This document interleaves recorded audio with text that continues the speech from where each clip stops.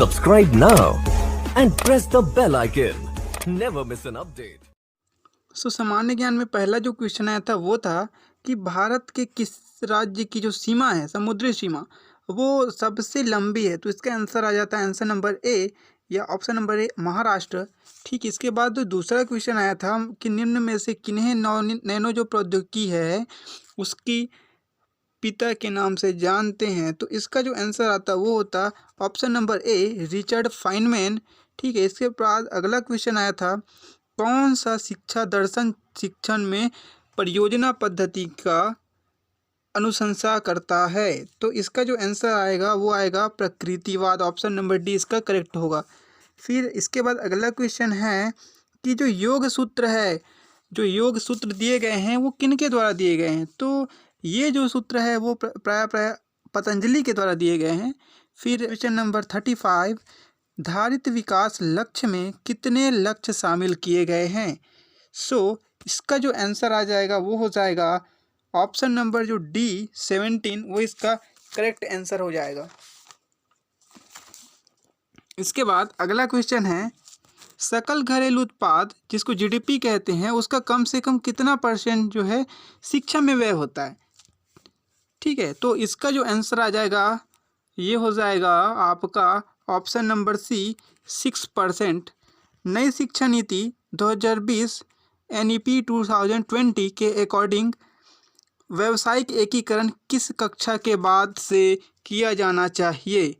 तो इसका जो आंसर हो जाएगा ऑप्शन नंबर ए, कक्षा 6 के बाद। ठीक है, इसके बाद अगला क्वेश्चन है 38वां नंबर, इनमें से कौन सा कथन जो है वो गलत है। देखिए कथन को देखते हैं सबसे पहले, फिर बताएंगे कौन सा सही कौन सा गलत है। बच्चों को ज्ञान का सृजन करने में सक्षम बनाने के लिए मातृभाषा एक महत्वपूर्ण उपकरण है। ऑप्शन नंबर ए ये है। फिर ऑप्शन नंबर बी दिया गया है कि बच्चों को सामाजिक पृष्ठभूमि में उन्हें ज्ञान का सृजन करने में सक्षम बनाने के लिए महत्वपूर्ण है। ऑप्शन नंबर सी दिया हुआ है भाषा शिक्षण बहुभाषिक होनी चाहिए। 4th नंबर दिया गया है कि बहुभाषिकता सीखने में एक बाधक है, जो कि 4था नंबर जो है गलत है, क्योंकि बहुभाषा जो है सीखने में बाधक नहीं है। इस वजह से ऑप्शन नंबर जो डी है वो हमारा आंसर होगा।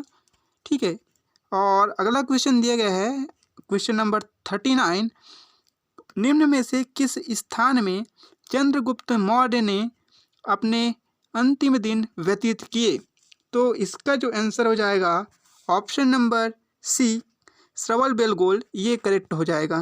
इसके बाद अगला क्वेश्चन शिवाजी महाराज से रिलेटेड है, जो कि इस प्रकार से है कि शिवाजी ने तोपखाने का जो प्रमुख किन्हें बनाया था। तो इनका उत्तर हो जाएगा अब्राहम गारदी। ठीक है, और इसके बाद अगला क्वेश्चन है कि उत्तम स्वास्थ्य निम्न में से किन कारकों पे डिपेंड करता है, निर्भर करता है। तो इसका उत्तर हो जाएगा ऑप्शन नंबर डी। ठीक है, इसके बाद क्वेश्चन नंबर 42 ये आया था कोरोना के लिए निम्न में से कौन सा जो टीका है वो 12 से 18 साल के बच्चों को लगाया जाता है, उनके लिए प्रयोग में लाते हैं। तो ये जो है इसका आंसर हो जाएगा फीजर। जो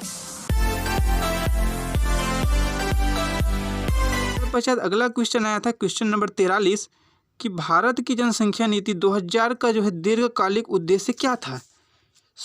इसका जो आंसर है आंसर हो जाएगा ऑप्शन नंबर डी। ठीक है, इसके बाद अगला क्वेश्चन है क्वेश्चन नंबर 44 कि भारत में भूमि सीमाबंदी का उच्चतम सीमा असिंचित भूमि के लिए क्या है। तो इसके लिए मैक्सिमम जो है 54 एकड़ जो है राइट आंसर होगा। ठीक है, इसके बाद अगला क्वेश्चन दिया गया है कि निम्न को सुमेलित कीजिए। तो पहला इसका आंसर हो जाएगा 24वां संशोधन। उसके बाद आंतरिक आपात, इसका जो आंसर हो जाएगा 44वां संशोधन। स्वर्ण सिंह समिति, ये जो है हो जाएगी मूल कर्तव्यों पर आधारित है। उसके बाद दल बदल निषेध अधिनियम, ये जो है 10वीं अनुसूची में शामिल की गई है।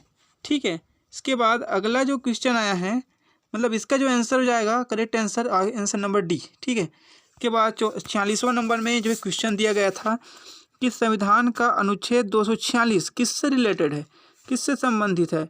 तो जो अनुच्छेद 246 है वो जो है राज्य से भी संबंधित है, संघ से संबंधित है, या समावर्ती जो सूची है उससे संबंधित है, या अवशिष्ट सूची है उससे संबंधित है।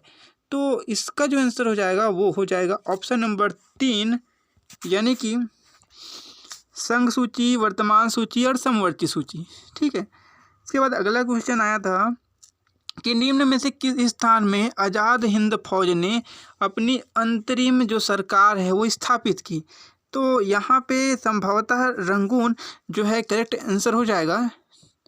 इसके बाद अगला क्वेश्चन देखें तो अगला क्वेश्चन आया था है यदि संघ द्वारा दिए गए आदेशों या अनुदेशों का जो है राज्य सरकार पालन करने में असफल हो जाए तो क्या होगा? तो ऐसे में जो है राष्ट्रपति मान सकता है कि राज्य सरकार जो है संविधान के अनुरूप नहीं चल पा रही है, और ऐसे में वहाँ पे केंद्र शासन जो है कार्य करना प्रारंभ कर देगी। ठीक है, और केंद्र शासित प्रदेश घोषित कर देगी। तो ऑप्शन नंबर सी जो इसका करेक्ट आंसर हो जाएगा। ठीक है। इसके बाद अगला क्वेश्चन आया था महोगनी किस प्रकार के वन से रिलेटेड है?